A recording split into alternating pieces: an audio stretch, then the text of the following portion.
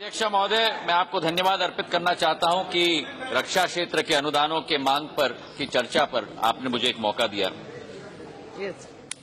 मैं अरुण जेटली जी को बधाई देना चाहता था कि वित्त मंत्रालय के अतिरिक्त रक्षा मंत्रालय का अतिरिक्त प्रभार भी उनको दिया गया है। लेकिन ये कोई नई बात नहीं, क्योंकि पूर्व में भी जब सरकार पहली बार बनी थी तभी भी रक्षा मंत्रालय का अतिरिक्त प्रभार इनके साथ ही वो जिम्मेदारी थी।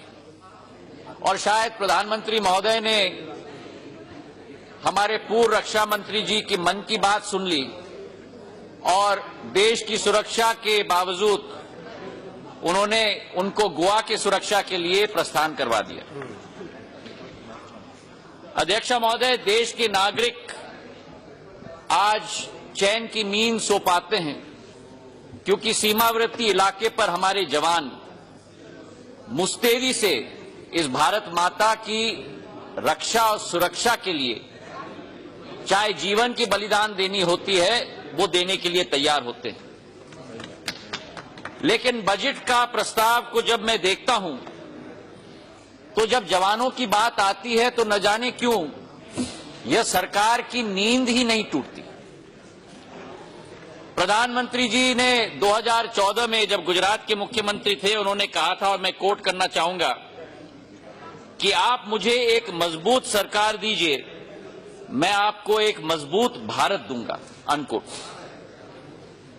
तो मैं पूछना चाहता हूं अध्यक्ष महोदय कि जनता ने इनको एक सुनहरा मौका दिया, लेकिन 3 साल से हमारे सेना बल की विकास, हमारी सेना बल की प्रगति में समाधान आज तक ये क्यों नहीं निकाल पाए।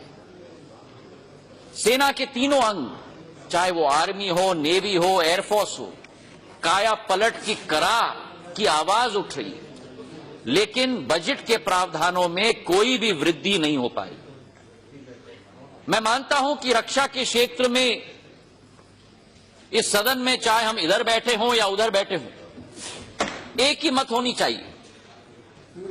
लेकिन एक जिम्मेदार विपक्ष के नाते हमारा दायित्व भी है कि सरकार को हम सचेत करें, सतर्क करें, कमियों को हम लोग उजागर करें, ताकि देश की एकता और अखंडता और सुरक्षा पर कभी भी प्रश्न चिन्ह न लग पाए।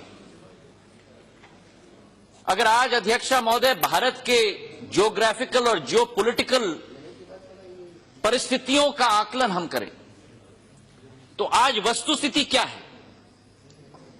हमारे ईस्टर्न फ्लैंक को हम देखें, पूर्वी क्षेत्र को देखें, जहां एक तरफ पूर्व में अरुणाचल प्रदेश में चीन दखलंदाजी कर रही है, मणिपुर और नागालैंड में नए इंसर्जेंट्स के साथ हम लोग जूझ रहे हैं, वहां अक्साई चीन में डिफेंसिव क्यों ले रहे हो आप? डिफेंसिव पोजीशन में क्यों हो? आपको तो सत्ता में लाया गया है बेहतरी करने के लिए। भाई, शुरुआत से ही डिफेंसिव पोजीशन में मत रहिए निशिकांत जी। आपको वहां की रियलिटी समझा रहे, आप नए आए हो। अक्साई चीन में चीन की घुसपैठ बढ़ रही है, वेस्टर्न फ्लैंक में पाकिस्तान के साथ तनाव बढ़ रहा है, एलओसी में फायरिंग हो रही है अध्यक्ष महोदय, और हर दिन प्रतिदिन आतंकी भारत के सीने पर नया घाव लगा रहा है। पिछले साल जम्मू और कश्मीर में 4 साल से ज्यादा सीज फायर वायलेशन और आतंकी घटनाएं घटी, और हमने पठानकोट देखा है, हमने उरी देखा है, और उसके बाद आपकी पीओके तो आपने तो मान लिया है कि पीओके पाकिस्तान की धरती है। आपके प्रधानमंत्री ने मेरठ के भाषण में कहा कि पाकिस्तान की धरती पर हमने सर्जिकल स्ट्राइक किया, मतलब वो पीओके नहीं रहा, भारत ने अपना अधिकार भूल लिया। इसका प्रश्न का जवाब निशिकांत जी आपको देना होगा। जितना आप बोलोगे उतना ज्यादा मुझसे आपका पोल खुलवाओगे।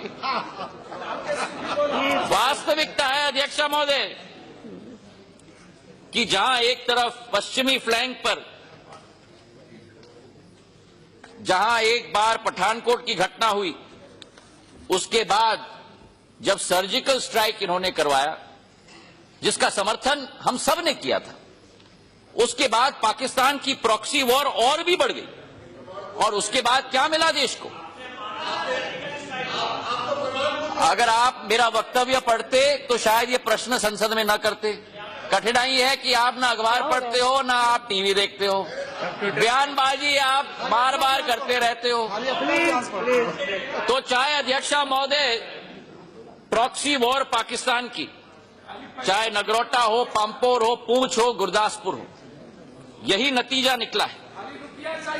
और चाहे लश्कर तौयबा हो, JEM हो या JED हो, इनका एक ही मकसद है कि हमारे आर्मी कैंप्स को इन्होंने निशाना बनाया। अब जहां पूर्वी फ्लैंक और पश्चिमी फ्लैंक की हम बात करें, वहां हम अपनी उत्तरी फ्लैंक की भी हम चर्चा करें।